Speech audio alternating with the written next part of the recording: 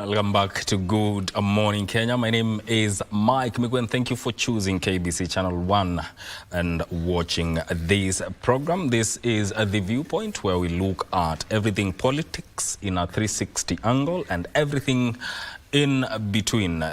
We are going to start with what is reported on our local dailies before I even introduce my guests.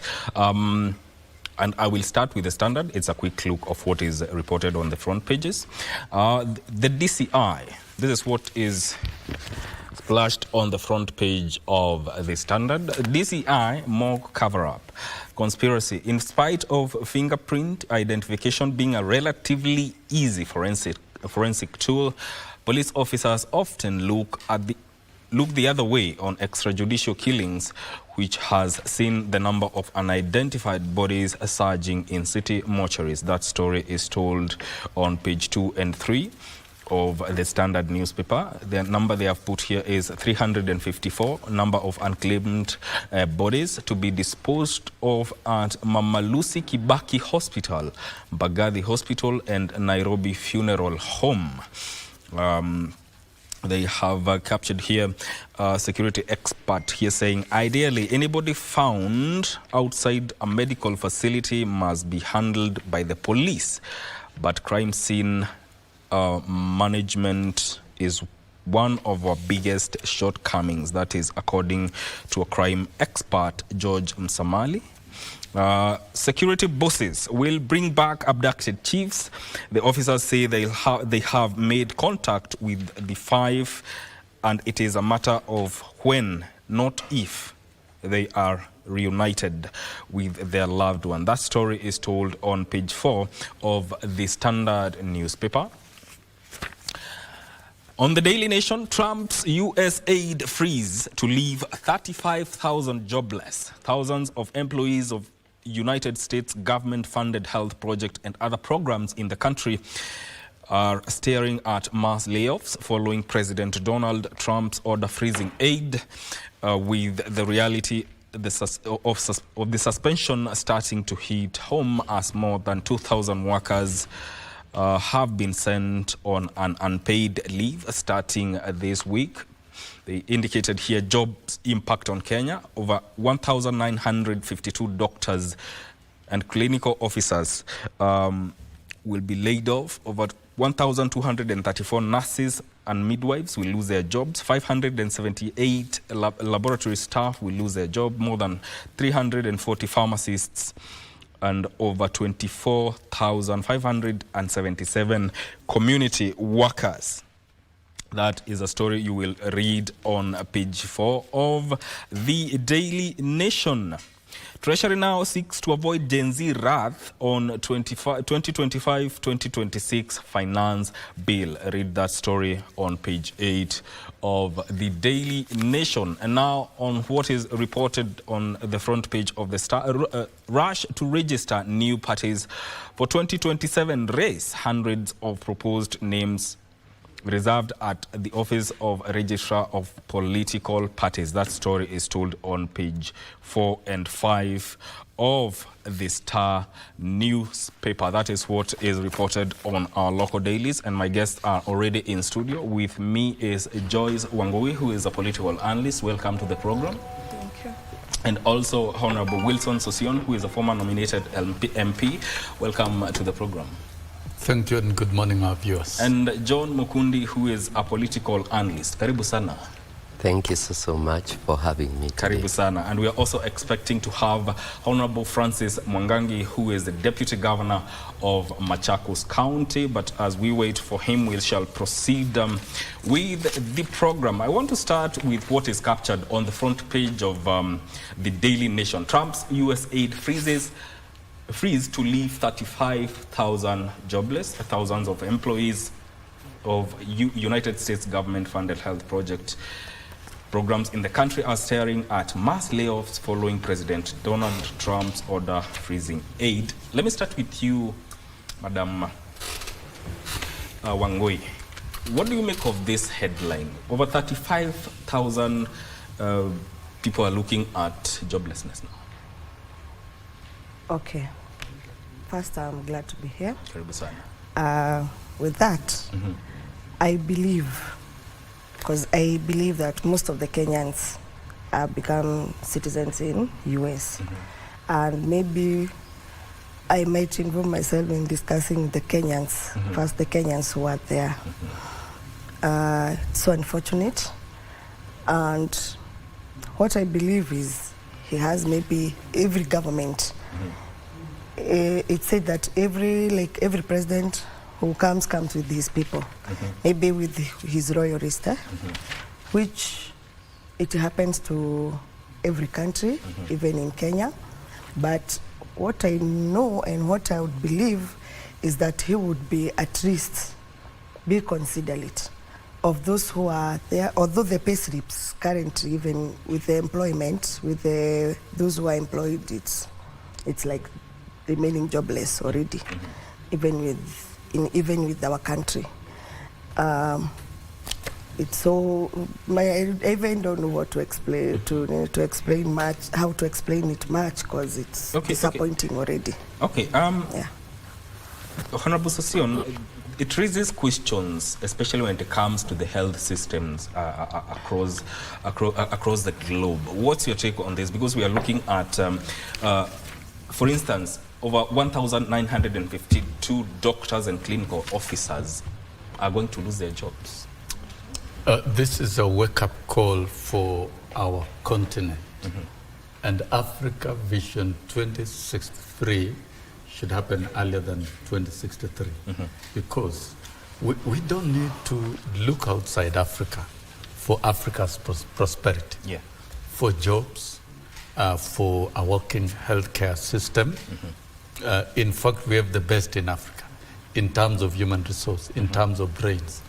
The Ivy League universities in the US has been used over time by the US to pull the best brains out of Africa for purposes of advancing the economies.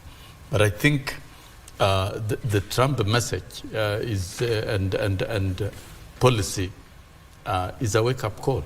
And it's not only going to be Trump. We don't know about the future presidents who will come. We'll speak about America first. So everything maybe will be about America. Why can't we talk about Africa first? We should not be lamenting. What is it that we can do to make Africa more prosperous and accommodative in terms of jobs, where the jobs availability, technology should be here. We should be able to add value to our minerals. Should have our own Silicon Valley. We should manufacture goods for the rest of the world. And that brings me to the current political vision, which is very strong. That of developing what we call intra-Africa trade. Why do you have these borders in Africa? All these borders must be blown up, and we have free movement of goods and people in Africa. We can federate Africa politically, so that then we have even eventually one currency and one central command of organizing Africa, and very good transport and infrastructure network, so that we don't think of our villages when it comes to jobs. Our sons and daughters can go to DR Congo, can move to any part of Africa, and still prosper. We have the most potential continent. It is only that many years down the line, the post-colonial, we still have colonial confusion, and we have been disorganized by outsiders. It's now time we wake up. And I think what will be happening in 2 weeks' time in Addis Ababa to re-engineer the AU leadership, and hope Raila Odinga will be elected the AUC chair, not for political purposes, but for the intentions of transforming. It will give us an opportunity as Kenya to put our best foot forward in driving the transformation framework for the continent. We cannot think in terms of our village. We cannot think in terms of Kenya. And we must prepare to see more Congolese working here in Kenya and doing business, to see more Sudanese, and to see movement of people and goods. And so by 2063, God willing, if we become an organized continent, we can be another United States of Africa. Remember those dreams of Gaddafi? Yes. The dreams of Moi, the dreams of Kwame Nkrumah. Why do you think they were overthrown and undermined by the West? Because of that big dream of uniting the continent. That dream is not dead. It is alive. And right now, when you see other jurisdictions like the US putting the interest of their country first, we should not begin lamenting and crying that, okay, we need to create those opportunities for our children and for our people within this continent. Let us now think Africa more than ever before. Okay. Let us not even think Kenya. Let's now think Africa, and let's think about prosperity of the continent. And I think that is the current vision of the leadership in the continent, and that which President William Ruto and Raila Odinga are advancing, and all of us must read it. We must buy that script. We must recite that script. We must push that agenda. Let us all collectively be part of that agenda. We lose nothing by supporting that particular agenda. All right. Mukundi, I want to get your sentiments on this, because these are Kenyans who are looking at mass layoffs and eventual job loss. What is your take on that? And based on what Honorable Sosion has said, how should Kenya or the continent think henceforth? Thank you. I think Africa is still not independent. We are independent on paper, but not independent completely, because we are still relying on such particular policies of other nations so that we can be able to survive, and so that we can also have some jobs for our people. And still, whatever I think Mheshimiwa is saying, it is a very important thing. But I do not know how it will come to pass, because it is easier said than done. For one reason is, right now, you realize the policies like the ones that we have for this country is that we are doing some brain drain. It is like we are taking some of our people who are qualified in this land, we are taking them to Germany, we are taking them to other nations so that they may work there. So as much as we are talking about making Africa wake up, still I think our leadership requires to wake up in the matter in which it is taking some policies. And once we are able to follow those policies to the letter, or we make good policies and follow them to the letter, I think by so doing we will get into a position whereby we will be in a position to make Africa a better continent. Again, as we talk about our jobs, because we are talking about creating jobs and making, let's say, Africa a better place, it is also important to ask ourselves, now that we are making Africa a better place, are we actually putting some enabling environment to create jobs in this particular nation? Like the role of the government is actually to make, to create an environment that can be able to assist people to establish enterprises, to establish companies that can be able to even employ people. But you realize, as we are talking right now, is we are having some policies that are fiscal policies that are not creating any good environment, especially for this particular thing to work. So we have a lot of companies that are closing down, and therefore we are still complicating the problem of unemployment in Kenya rather than causing employment to work. And I think it is all about the policies that we are using. It is all about the matters that we are putting in place as a government. So the government has a long way to go, so that we do not over-rely on foreigners to solve our problems. It is us who should solve our problems. Yes. That is very interesting, and it also talks about how it impacts not only those who are affected by the job losses, but also those who are affected by the kind of help that this US offers into Kenya. We are also joined by Honorable Francis Mwangagi, who is the Deputy Governor of Machakos. Karibu sana. Asante. How have you been, and Happy New Year? This is the first time tunaonana hii mwaka. Happy New Year. I've been well, I thank God. Yes, I've seen you and Sosion were sharing a joke. Would you share with us what that was? No, that is specific to the two of us because, you know, we have a special history. Of course. Personal level, and if he jokes around in this show, yeah, by the end of the show, you'll not find his wife at home. we shall retrieve her. Let's continue with this. Karibu sana Bwana DG, and you just found us. You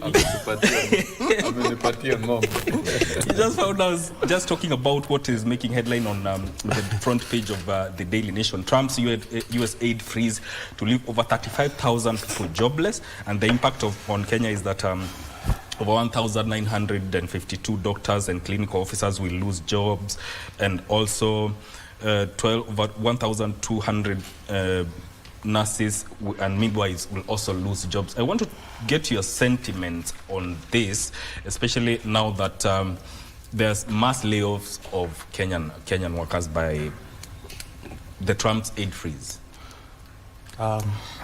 Thank you first to God and you for the invite, and I also appreciate my colleagues. Yes, there's going to be losses, but you know that policy was for 90 days. We don't know what will come after that, but if they go ahead and implement it, first and foremost, any leader, any president, the first priority is the people who put him or her into the position of leadership. Secondly, President Donald Trump has a policy that talks of America first. We need to go further and see. I'm looking at it from three perspectives. One, other than losses, I know from where I sit, America supports many of our programs, particularly in health, and generally health in democracy, leadership, and even in agriculture. So those losses are real. But what are we doing as a country? We can try to mitigate those effects, although it might not be fully. So going forward, yes, there's going to be losses. Yes, there's going to be increase in poverty, but it is also our responsibility as a country to come up with the policies that are going to see this country grow, get transformed, and also aid others. Who said we should always be aided? Time might come when this country will be contributing to develop even America. You know, by investing around the world, America is trying to assert itself while they advance their own interest at home. Don't think that support is coming for free. There is what is attached to that to that kind of assistance. So America is also going to lose what they have been gaining for supporting those programs. So I think as a country, yes, we are going to lose, but also we might gain in one way or the other. It is two-edged sword. Yes. Yeah. Joyce, there's something that Mheshimiwa Sosion said about federating Africa along politically. Is it possible, and will this enhance opportunities, given that now you're facing, Africa is facing now this Trump AIDS freeze? Is it possible to federate Africa politically? Definitely no. Why? It's not even easy. And come to think of first, Kenya, with this regime, what even good, if like all countries are like Kenya today, we have poor governance, poor leadership, president is left, right and center, with the dramas, we had so if all the countries, now you see the DRC Congo, what happened the other day. So with this, whatever is going on right now in African countries, I think that's vision 50 something, not now, not even anytime soon, because the people leading in these countries are others, which I might not even mention here. So I saw you wanted to chime in on that. Yeah, I want to chime in because I think Africa is on what you call a renaissance. The opportunities here for a renaissance. And if you look at civilizations and changes in lifestyles of people and political organizing, it has been very deliberate over the years. Civilizations that have organized themselves. Where did the US begin? They began in 1776, and they grew their might, bought more land, and organized their people. And you know, there are two types of people that we describe in English language. What we call optimist and pessimist. Let us not be pessimist about ourselves. Can we have hope? We are dignified human beings, created by God, all of us, and we are dogged down by simple elements like hate and refusal to see things in a new and more progressive way. Will remain down here. Let me tell you, I've traveled all over the continent and the world. And sometimes you might think your house is the worst. But when you move to other homes, you will even realize that your home is the best. And let me say about Kenya, that this is one of the best democracies in the world, not only in the continent. One of the best democracies in the world, where there's freedom, there's there are good political discourses, and we are doing very well. The only thing that we need to do is to strengthen our governance and look at things beyond. We have one of the best countries, and the leadership that is in place, whether in government or opposition. This is a good country by any standards. And if you want to know, move out of Kenya and visit all these jurisdictions within the continent. That is when you'll know that we are in a good country. And there is nothing wrong with dreaming good dreams. What Museveni has been preaching across the border, we are talking about East African community. Already East African community is borderless. To go to Tanzania, you don't need a passport, you only use an ID. You use an ID to go to Uganda. The civil service in Rwanda, majority of the civil servants in Rwanda are Kenyans. So it's already a reality that there is free movement of goods and services and people. I was the president of Education International Africa, and I brought together the teachers of the continent. And within East Africa, we operated within what we call Federation of East African Teachers Union, and teachers are coming together. This is a practical reality. Political federation is a reality if there is cooperation. And if Africa can work independently without being undermined externally.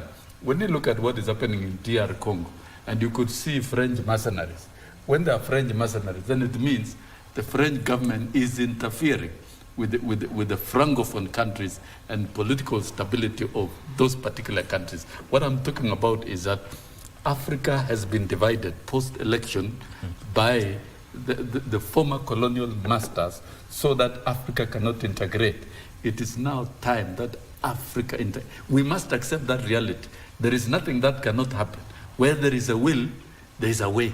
And if we think we are men and women who cannot do it today. There will be men and women who will do it tomorrow. We are seeing what Traore is doing in the West. Though it's a military coup, but you see the objective and intention is so strong. So to me, I think it is almost time we think beyond Kenya. We think while we must, at the domestic level, we must improve the situation, we must strengthen governance, but then at the same time, we must also think about the continent. That is what I'm persuaded that we should be looking at. We must think differently. Yeah. While we must critique wrong things will always be wrong. In governance, they will always be wrong. And right things will always be right. And that is why we have a democratic governance, a self-checking country in itself, and freedom.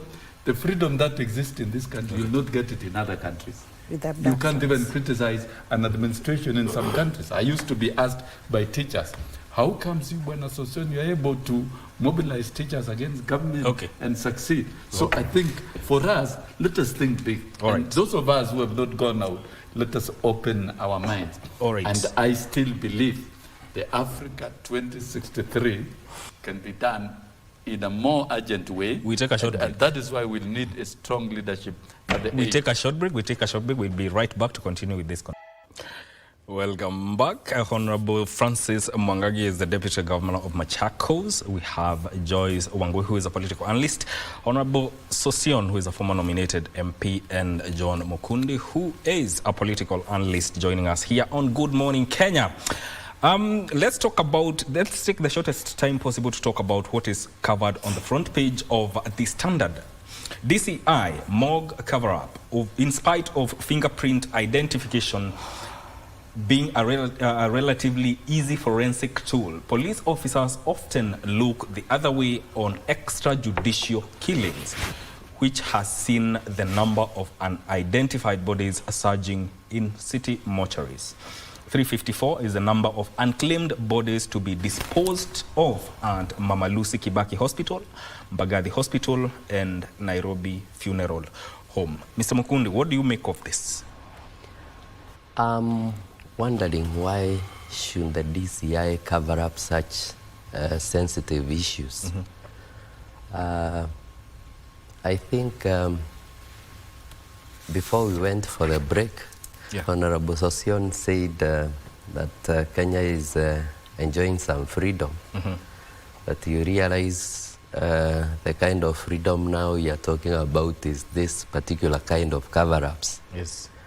Which I do not think is okay, because you realize that if they are covering up those issues, then are the police officers involved?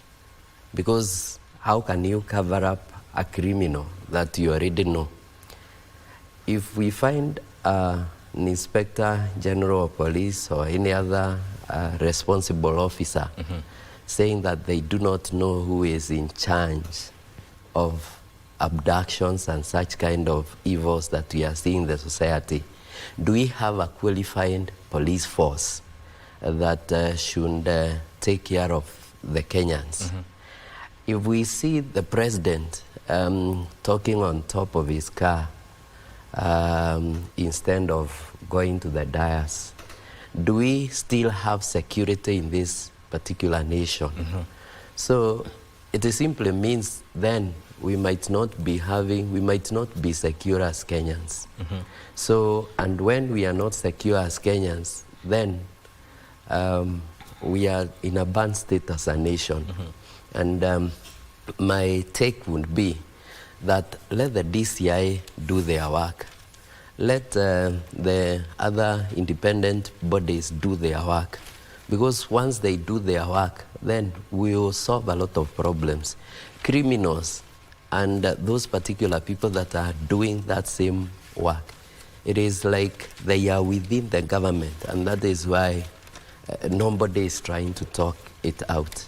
And if you find also a minister, a CS, talking about the son being abducted, then again also, I think we are too far off from that particular safety that we are talking about.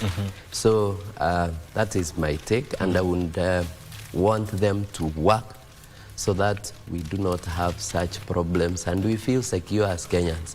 Remember, one of the reasons why we are paying taxes as Kenyans is so that we may get those services, like the payments of the civil servants and also the security. So that is why we are doing that. So I believe it should be the matter. DG, it also raises questions on the capacity, the forensic capacity to identify these bodies. Do we have that capacity, and should we be having such cases where bodies are piling up in a morgue and they are not identified? Thank you. First, allow me to comment on the federating Africa. Yes. Politically. Yes. Where there is will, as somebody said, there is a way. If we curb what is happening across the continent, East, West, Central, and even Southern Africa, I think, and we become objective, we can really achieve that goal. But under the circumstances, I think it's a challenge. Reason being, there is a lot of external interference of what is happening in Africa. Military coups, civil wars, and these are some of the major challenges that are really hindering this continent from achieving that goal. Thirdly is the kind of leadership that we have. Now, let me take an example with my country. As a country, we nominate the chair of the commission. But at the same time, our own monument, artificial blunders are also, after using all those resources, going against that mission. Last time I saw the president of Kenya, my president, in Egypt. And after that, the following day, they announced that they are supporting the other candidate. The other day, I saw a tweet from X communication that the Kenyan president had talked to French president. Good thing, because French is a developed country. But where does it leave us as a country and the candidature of African Union Commission? When most of the West African countries are trying to run away from that particular country, what are you telling them? So look at the war in Great Lakes, particularly in DRC, Congo. The manner in which Kenya is handling that matter, it is like we do not have a clear foreign policy on how to deal with some of these matters. And I think I've seen so many people allege that even at cabinet level, it is like almost a single man show. And I tend to agree. Because if we can allow professionals to do their thing, politicians to do their thing, policymakers to do their thing, without this know-it-all approach, then I think as a country we will transform. And that is a lesson we did not learn from the third president, the late President Emilio Kibaki. That even assistant ministers were given tasks to go and execute. And then there was a way to measure that performance. So I think achieving that federation is a good thing. But you look at, even within the same continent, we are trying to say political federation when we have military coups. How? When we have dictators who have led their country for the longest. So we have Agenda 2063, which stipulates creation of jobs, ensure the continent is secure, all manner of things, transformation. But we need to do more. Now, coming to your question.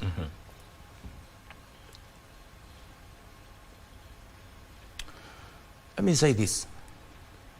Personally, I've engaged in internal security affairs for almost 10 years. And I can tell you, today, if Kenyan National Police Service is left to do a job, they can do it professionally. These extrajudicial killings, you will not see them. They will arrest criminals, take them to court. So far, Sosion's Kenya Kwanza administration has not told the country. It is Kenya. Has not. No. The government is for Kenya, but administration is. You see, Kenya Kwanza. These abductions have been ongoing for many years now, since they came to power. It did not start with JNC. It started way back during the opposition-led demonstrations. Many people were killed, others disappeared, and it continued until even after JNCs. What I think Kenya Kwanza decided to do, in my own view, is to use their influence in the administration to create a parallel group within the security sector that is doing killings. It is possible what the leadership of National Police Service are saying, that we do not know what is happening. There is likelihood, maybe they know, but they can't talk about it. It is impossible for a country like Kenya to carry out some of these things without the knowledge of the government. When I saw one of the strongest signs to back what I'm saying is so far, even Sosionia cannot condemn these abductions. Publicly will not do it. Kenya Kwanza has adopted a policy not to condemn this INEAS Act. Instead, they are telling parents, you guys, you see, you are not taking care of your children, you are not guiding them, you are not. Is that a justification, really, to abduct the future of the country?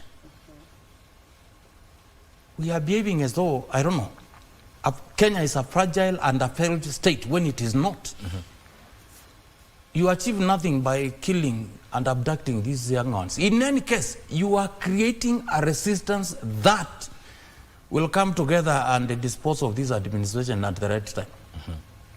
It's not, and you know, Kenyans know what is happening. You have seen even names of the people who was elected to lead this thing. That is a dangerous route for a country.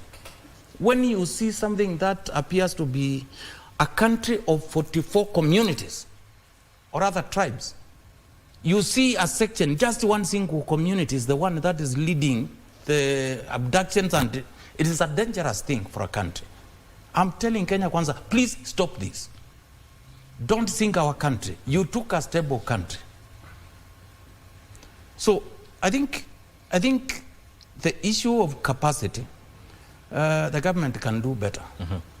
In the country, in a country like Kenya, we can do better. Yes. In terms of identifying who these bodies are, I think the capacity is there.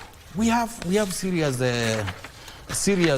pathologists in this country, and we have the proper technology as far as I'm concerned, both in private and public. If we want to identify these bodies, we can do it. Question is, why does it take so long? You know one thing, let me tell you. From where I sit, anything that government does not want goes the way you are seeing that headline. Simply because the government is not interested in this thing. Instead, they are focusing on abductions. That's why the outcome, they are not interested. What happens? But if they want this thing to be done within 48 hours, it will be done. It will be sorted out. Okay.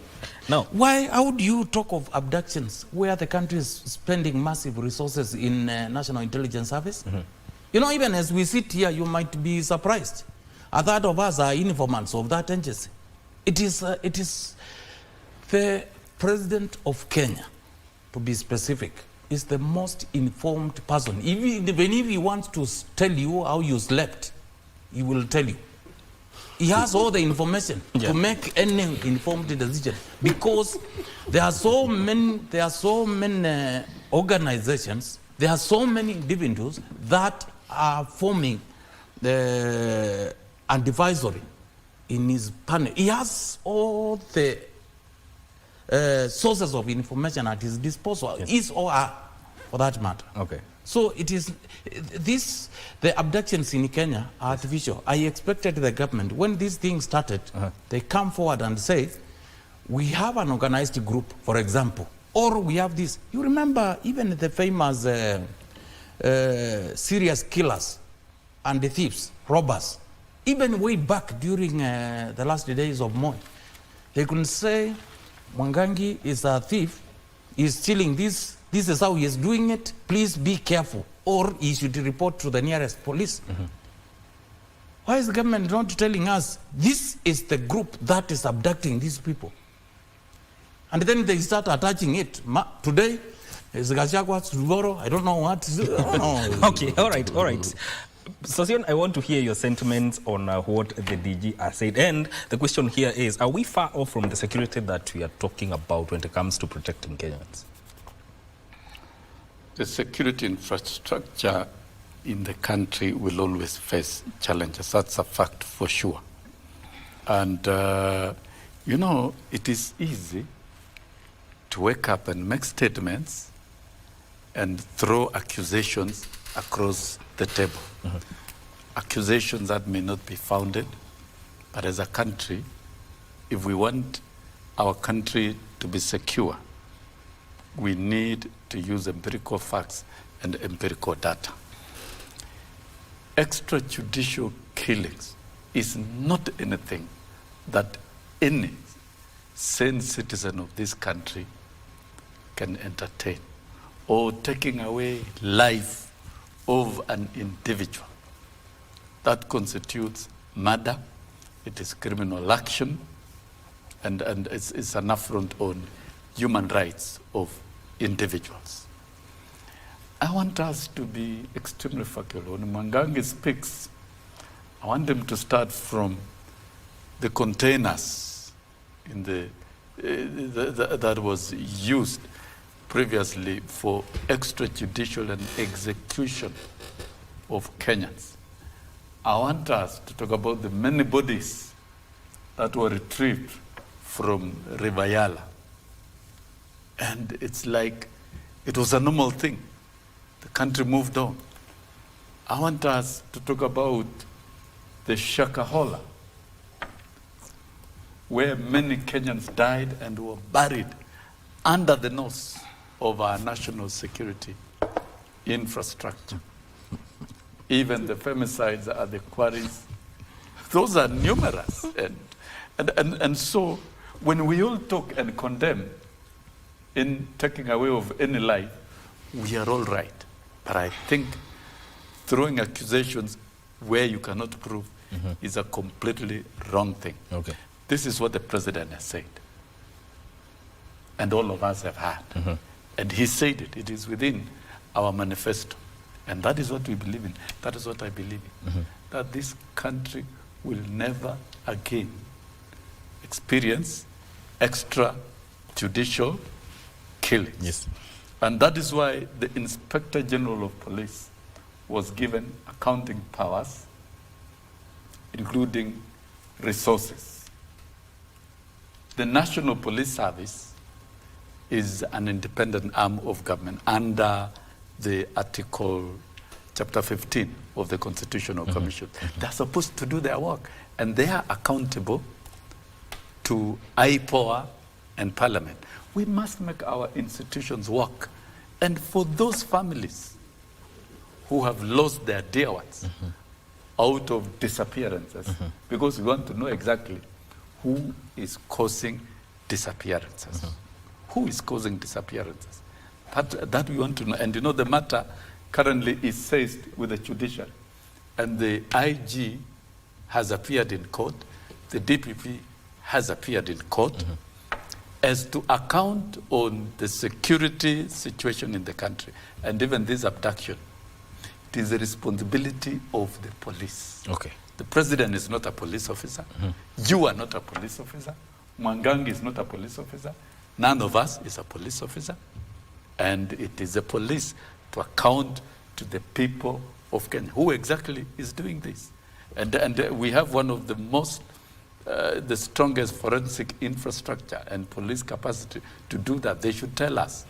We all need explanations. Why then not use that forensic capacity to as a do country, identity? You're allowing as a country. But you see, when you, if I cannot come to this table and say Mwangangi is overseeing, I cannot come to this table and tell Mwangangi. I'm asking about that capacity you're talking about. I cannot come to the table and make frivolous accusation and say it is Mwangangi and this group who are killing when I don't have The question is, why should we? The responsibility is okay, finish your point. Lies let him with the finish his police. point. Yes. No. Allow me to Finish your point. Because we are all alive. We are in this country.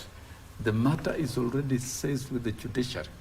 And the police, the IG and the DCI have been directed by the courts to account. So once the matter is with the judiciary, and you know we are a country of the rule of law, we allow an independent judiciary to do its work, and so the executive cannot interfere. Let them account. Let institutions in this country work. But the thing is, there will never be extrajudicial killing in this country. All right. Is your president the one who took IG in court, or is the opposition who took? Let the teacher. And Mwangangi, Yes. have you ever pursued Let him make his point. the numerous bodies? Let him make his point. The rest. We are just sick and tired. It's good to be fair. It's good I to saw, be fair. and this is the position that has been taken by Kenya Kwanza adherents and supporters, that because there was this that happened, Shakahola, now you can see Shakahola, a spiritual thing they are bringing into this thing, And so Yala. that they bring politics into the issue of abductions, so that Kenyans can forget. So tell us who is That's abducted. Tell us who is I'll tell actually you. abducted. Just if you know. Honorable you know, listen, tell listen. us. The truthful man told us the other day. Yes, I will tell you. I will The tell truth you. man, I will the tell you. truthful man, Rigiji said it the other This day. is the thing. Go record a statement and tell us. Let's have it some is order. so Let's have and some so, order. rather than making general accusations. It's not We right. are, as leadership, we are supposed to be held to account. First and foremost, we have a constitution in this country. Two, Kenya Kwanza are busy usurping the powers of even the so-called independent bodies so that they can have absolute power. And how are they doing it? When you say, and I stand to be corrected by Honorable Sosion, there's a government that is elected and is in power. Their cardinal rule is to protect property and life. How then did abductions happen? Through the How police. then did Kenyans be killed 1, 2, 3 to almost, the ones we can account, to almost 100 bodies? Lives lost. The ones we do not know maybe are They are even missing. 10 times than that number. And that's why they We have a ignored it in government Moog. that we need to hold to account. Yes. Who is doing it? I need to be asking They are taking the it to ICC. spokesperson of Kenya Kwanza administration in this forum. We want even It the is ICC. him. We need to hold this government to account. We pay them taxes. Yes. It is not them to start asking somebody like me who is doing it. They have all the security apparatus to protect life and property. They have failed. They need to resign and go home. They have let down Kenyans. Point number 2. I've heard many political leaders within Kenya Kwanza who are saying, you see, we found so many bodies in Yala. That matter has not been resolved now. You see, there was where they abducted the Morolongo 4. You see, there were others who were killed in a container somewhere. The fact, I read that two wrongs don't make it a right. The fact that that happened does not even justify their actions now. The reason why we are saying it is government that is doing so, it has not come forward and given Kenyan people who they are serving, who is doing these abductions and for what reasons. Finally, I think Kenya Kwanza, they need to be called to order. They are busy campaigning even when the president of Kenya is visiting Mandera now for many days. Our chiefs are abducted by a foreign criminal agency. But let me not say speculate who abducted them. I don't know. It is them to tell us. But I hear the speculations are it is Al-Shabaab. I don't know. But they need to sit down and work. Migwi, let me tell viewers and Kenyans, Kenya Kwanza administration is not going to deliver on development, but they will deliver on politics, destruction of this country, and all manner of ills. Why? The only president who delivered, and allow me not to describe how the founding father, the second president, performed, because I've not done that assignment. But I've done a lot of assignment of what the third and fourth president did. Yes. President Uhuru Kenyatta did not engage in some of these until the election time. President Kibaki, who delivered much of the development and transformation in this country, almost even lost an election because he was busy planning for this country. Look at the policies he introduced in this country. Were policies that benefited everyone across the country in terms of sending it to the very lowest level. Issues like women development, women enterprise fund, youth fund, electricity, monies, everything was sent. Even CDF was sent to the lowest level, that is at the sub-county level. So Sion here are undoing that. They are capturing state institutions for their absolute power. Okay.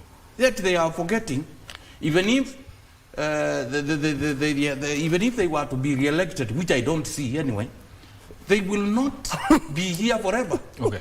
Their time is limited. Right. And finally, please, Mr. Sosion, Honorable Sosion, tell Kenya Kwanza, on behalf of Kenyans, that we need unity. We need, when we are talking about government, we are not criticizing the government for the sake of it. All right. We are putting some of these things forward so that the best one you can pick included in your policy to better our country. Let's take a sentiments break. Like, just 1 minute. Sentiments like Niwapi, like rice. It's a commercial. It's a commercial. We're going to take. I'll come back to you for you to finish that point. But we're going for a short break. Don't go too far. This is Good Morning Kenya. You'll finish your point. You will finish your point. You're watching The Viewpoint, where we handle politics and everything in between. My name is Mike Migwe. Before we went on a break, I want you to finish on the point that you are making, so that I can give each 1 minute to respond to that. We close that matter and move to another conversation. DG. Thank you. I was saying briefly, a few seconds, that my free hand advice to Sosion and Kenya Kwanza administration is that please, we want a cohesive national country, and that is how the president and the country is going to deliver on development. The other day I saw, and you have the clips, some sections of where the president comes from. One saying, there's no president who has served in for one term. And then he had it and said, If the votes are not enough, we will add. Okay. Secondly, the same week, we saw another one in Baringo. That was in Gishu, President's County. I saw another one in Baringo saying, we know how to manufacture 24-year presidency. Okay, Kenya, really? I want to remind them, in Kenya, and in the words of the current head of state in Kenya, he once said that hakuna mtu anaweza imba kura zangu, but he think, according to his people, they think they can steal somebody else's votes. These two leaders, I respect them. They are my personal friends. We know each other. I want to tell them that is a statement that can burn this country.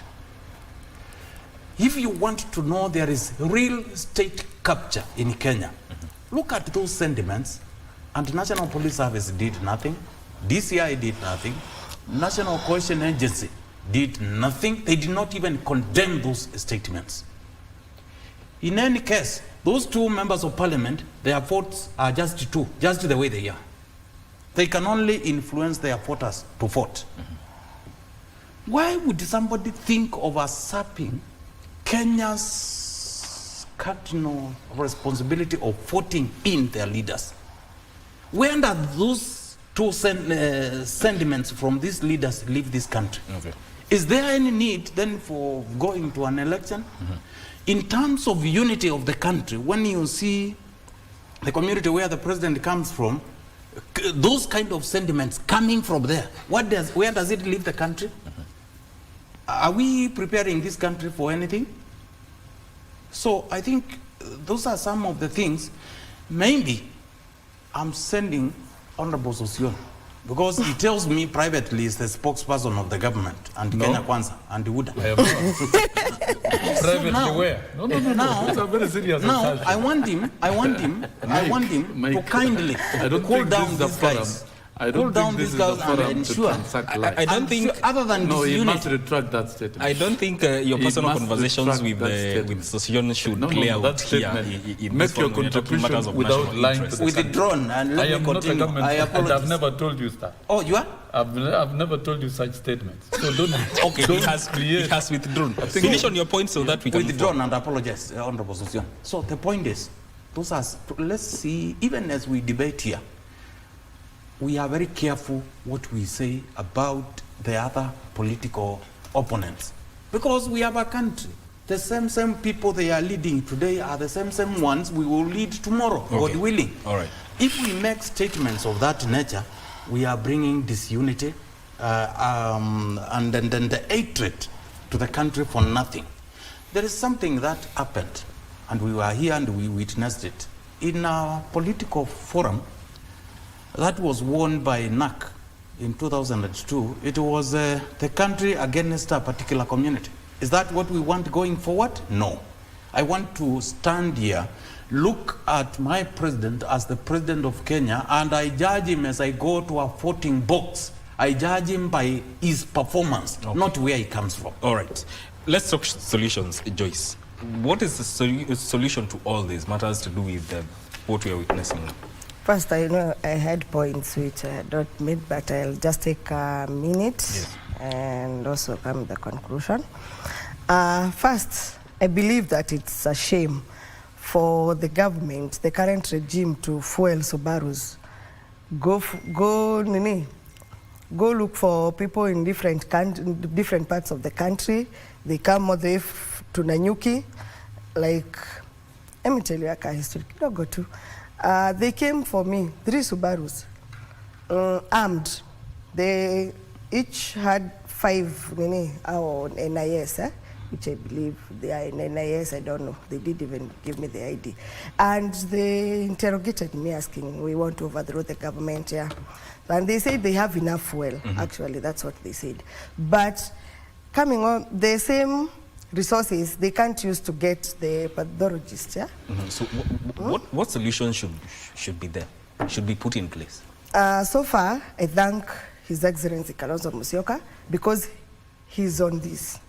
And I believe if we keep pushing, because at least we've seen what is done, and the IG was summoned in court and the DPP was summoned in court, because were it not for the opposition led by him, we couldn't be saying this today, since William Ruto can't summon the IG in court because he has a hand in whatever is going on.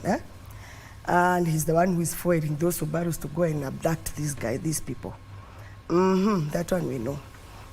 So we believe that we'll keep pushing as the opposition, and we will have, because so many bodies are missing, so many people are missing since June 25th, as we speak. So we believe that when we keep pushing, we'll get these doctors, the right people, to go and help us identify these bodies, so that we know if they are part of the ones who are missing. Mukundi, what's the way out?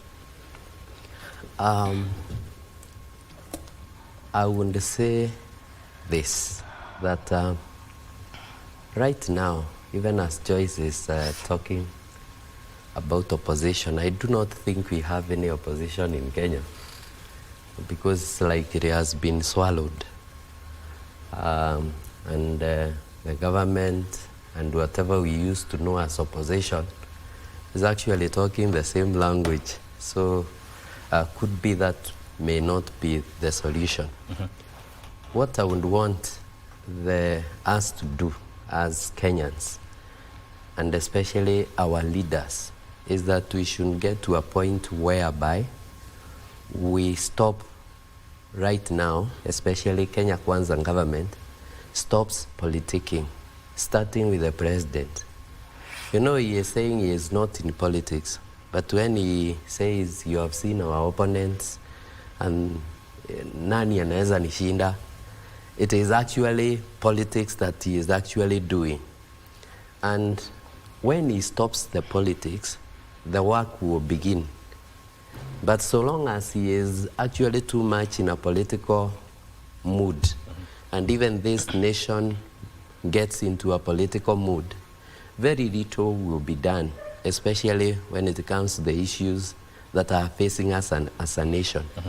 I think the president should be thinking about how we need to supply drugs in our hospitals. He needs to think about how we can earn disposable income in the pockets of people. Because right now, he is saying the economy is good, inflation has gone down, unga is now at 100, but in actual sense, I, as Mukundi, can I be in a position to afford that particular packet of unga? Why? Because my pay slip has gone. It has been overstretched. And I totally believe once he sits down, I read that Kenya Kwanza manifesto, and I think it is one of the best manifestos we have. But you know, because it has not been implemented well, that is why we are facing the challenges we are facing as a nation. And it is not implemented because I think the president is not after this nation and the economy and the welfare of this nation. What is in his mind right now is actually re-election in the year 2027. That is what he's thinking about. I would kindly request our president, because he has a good mind. He is a doctor, and I have seen him, the way he articulates the issue and the way he thinks, how he can be in a position to get back to the manifesto and try to implement and solve it. All right. Yeah. So, Sion, 1.5 minutes. No, I think picking from where he is, that is where we should take the country to. We cannot be diverted to the weak strategies of looking at 2027 and trying to pick on some little issues to divert the country. Matters to do with security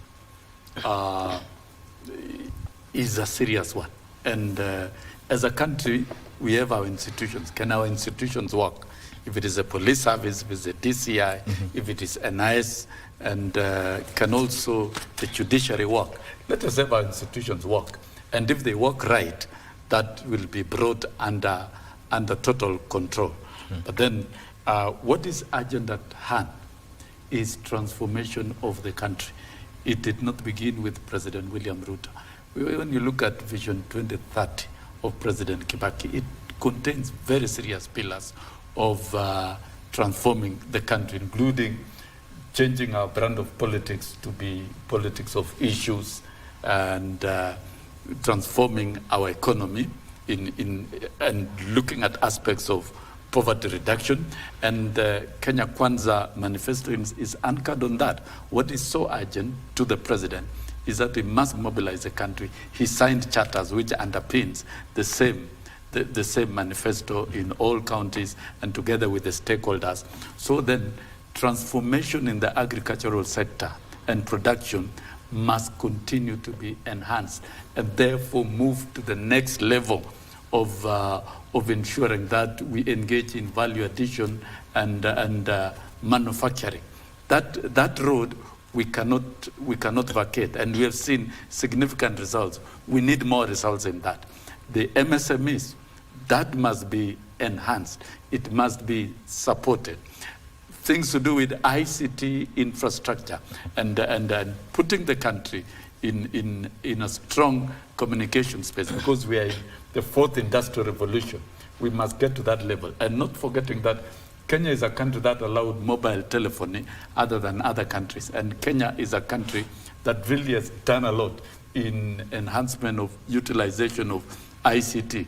The movement of money transfer has been very effective. In fact, Kenya probably is the first country in the world that engaged in this type of operation, to the extent that I'm sure Mheshimiwa here, he cannot remember the last time he handled cash in using his own fingers. And I think that is one major infrastructure development that needs to be, that Kenya Kwanza administration will continue investing in. The housing scheme, it must come to fruition, and we must see the first Kenyans occupying the affordable housing, and the affordable housing, which is going to transform settlement in the long run. It's not for William Ruto. Okay. It is not for KK administration. Okay. It is for this country. We should be able to see it roll to 290 constituencies, so that the fruits of such programs are felt across the country. The UHC right now, and the county governments are here, it is a must deliver program, so that we free Kenyans from spending their resources and their earnings to access medical care. All Kenyans must be able to access quality free health care. There are very urgent things to be done. Yes, social which are not even working to it must work. If it is not working, it must work. There are challenges. Business. We can't run away from it. And cartels must be smoked out of this program, so that the country can work. Okay. I think before we even talk about 2027, before we talk about who is who, what is critical is services to the people of Kenya and transformation of the country. The country must be transformed. We all agree. We first end abductions, and we order the release of those who are abducted. Right now, who are missing, we order their release. No, those criminal issues and security issues are for the national security. Can we have proof that they are criminals who are abducted? Criminal actions and activities in the country is the mandate of the security infrastructure. We will not allow this country to move forward until the abductees are released. And we gave them, the other day we were in Human Rights Office, we gave them 72 hours. Otherwise, you are going back to the street. No, when you talk of abductees are released, you are insinuating that they are in police custody. Let me have. They were abducted. Who is abducted? Let me have. And we have it's the special unit of your president. We're closing in on that matter. The security infrastructure of the country must live up to its failure to reach, you are going back to the street, and you'll have no one to govern. Let's have some order. Let's have some. DG wanted to say something. Yeah, I think I agree with my colleagues that transformation is critical. I urge Kenya Kwanza to kindly go back to Vision 2030, stop politicking, because actually they are the ones who are doing it. And number two is we have a constitution. We need all of us to adhere to it. If we are to have a country called Kenya,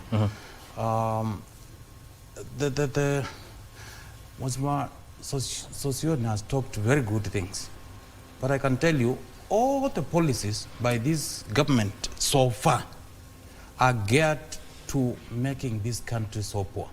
It's not to make it prosper. Talk of housing, talk of raiding into people's pay slips. Let me voice this. You know, when you bring a policy and you want it to forcibly change it to what you want without taking into consideration of Kenya's views, and you call it housing because it was in your manifesto, where does it leave the Vision 2030? Because that is where the rubber meets the road. Words of Martin Luther King: injustice anywhere is a threat to justice everywhere.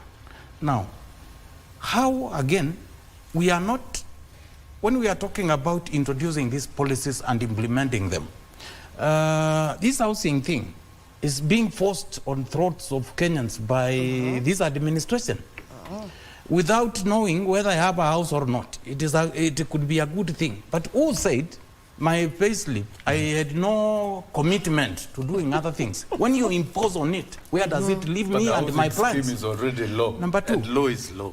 we are being told of shisha. This is good we become factual. This good we become factual. If you are trying to fight, shisha. If you are trying to fight policies that are already enacted in law, if you are trying to, What happened to NHIS? If we are trying to fight national policies that are already adopted, that are already in law, and not just in law, the right to quality housing is codified under Article 43 of the Constitution. So are they these are giving not to new Kenyans things, free? but they are in the Are they Constitution, giving them they free, are or in they are the saying- pieces of legislation, and even deductions in payslips, statutory deductions for social programs is derived from social solidarity. And the same it's a payslips will program buy that the houses at all over the 3.something years. It's million. done by many jurisdictions. I've allowed you to finish. Please. I think we So, should find the something thing- else to talk the about. thing- Give us alternatives. Okay, let's have some order. Housing. But Finish your allow point. the government that Finish your is point. in I have a place question, to implement Sosion. But what was approved let the through GFA the vote. Okay. Where we Point have made. differences of opinion in the issue of housing, the country should create an enabling environment for the people to own houses and the private sector to come in and build these houses. Yes. It is not That is the the voice of government to cartels. do. Those are cartels, business cartels Now, fighting back. the In the issue housing of- sector, there are cartels. We have no and those problem. cartels are We speaking have no through problem. them. They are Okay. against affordable housing. Anything private is expensive. It doesn't work. And now government more than ever before, without blinking an eye, should help Kenyans access quality housing. And what you will see Selling in them the at real 3.something estate, in the million. real Which estate, Kenyan All will right. afford the today? house I- rent I- is I want to down, throw this the question. cost of housing Gentlemen, is gentlemen, down. I want- And no, the no, I want- cartels- Wajita the cartels in the health walisha sector, Let's have some order the here. cartels in the health sector who have been Shisha, dealing what happened to with NHIS? the- Joyce, We need answers. what the are the cartels in alternatives? the business estate, No, which just- The alternative Mwangangi is is wamaliza speaking for. waende. You see, You are That's all we speaking can for, say now. for cartels in the housing sector. just you know, you Their know time what is up. Sosion And that is you know why they are what's- bitter. You know what Sosion is They are saying? bitter. Let me finish. You don't ignore. That's Okay, the truth. How much let are him they finish. selling at finish. a house? Let him finish that point. Allow me to And finish. by the way, cartels are not going Mr. to stop Sosion, this government. One thing, so now, one Mheshimiwa thing I have Sosion, to tell Mheshimiwa you without Sosion. blinking an eye. Let him Cartels finish. are not going to Okay, stop let him government finish from his point. delivering We will stop what is you right from lying to people. Stop lying to Kenyans. Sosion, Now- Mr. Sosion, Tulia. Let Finish me your point, No, I come Sister to you. Tulia, I'm just See, telling them the truth. Yes. Sometimes Finish your it's good point. to teach. I allowed him. I was Finish your conducting point. some Let lessons. him make his point. I allowed Some Honorable teaching Sosion to talk. Thank you. The issue of housing, we need to create an enabling environment, just like in the banking sector. Government has not gone into banking sector and forced interest rates to come down. But through the policies of the current central bank governor and his management are seeing interest rates come down. That will mean more access of the credit to Kenyans, and you will see businesses thrive. at the end. So it is the same thing we want to see in housing. Because the cartels he's talking about is what we were told the other day. You are given this contract to build, but buy cement here, buy choma here, that is the thing he's talking about. Let's come to Shah. Now that he's talking about cartels. How comes the people over the years who have been taken to court, who have been investigated by ESCC, are the people championing Shisha currently? Are the people behind 104 billion worth of the contractor system that is not working? Where is the cartel? Kenya Kwanza needs to wake up. These policies they have, I repeat, they are going to bring more poverty to this country, not progress. Okay. And I don't, it doesn't mean by criticizing these policies, I want them to fail. No, I want them to be made better so that it is good for Kenya Kwanza, it is good for Azimio, it is good for every Kenyan. That is my point. Okay. My point is not because I'm advancing agenda of so and so. No. Yes. I'm above that. Okay. So, finally. You're giving him a minute, and now it has become... Finally. Since we are talking about the way forward, yes, I would propose we allow institutions to do their work.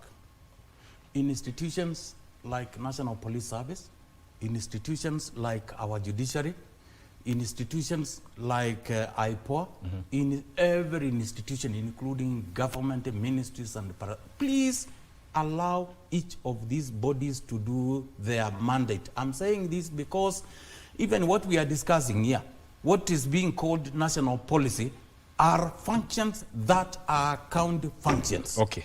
And we need to strengthen devolution if we were to transform this country. Thank you.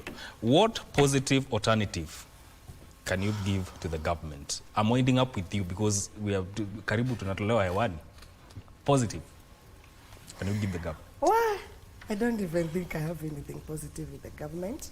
But since they came to us back 2022 and we trusted them with our votes, I think whatever they promised, with the remaining years, kindly, we urge the president to implement whatever they promised to the Kenyans. Yes. For this country to be in peace, if they want peace, they just deliver. Okay, all right. And stop I want complaining. to close this conversation at this point because I'm told we are out of time. I wish I had more time so that we can talk about this. And I want to thank everyone for your time. That is John Mukundi, who is a political analyst, Honorable Francis Mwangagi, who is the Deputy Governor of Machakos, Joyce Wongo, who is a political analyst, and Honorable Wilson Sosion, who is a former nominated MP, joining us here on Good Morning Kenya's Viewpoint. My name is Mike Migwe. Thank you for tuning in. Let's do this again next week on Wednesday, where we have the Viewpoint. But tomorrow still we have entertainment. Thursday, I hope to see you then. Good morning.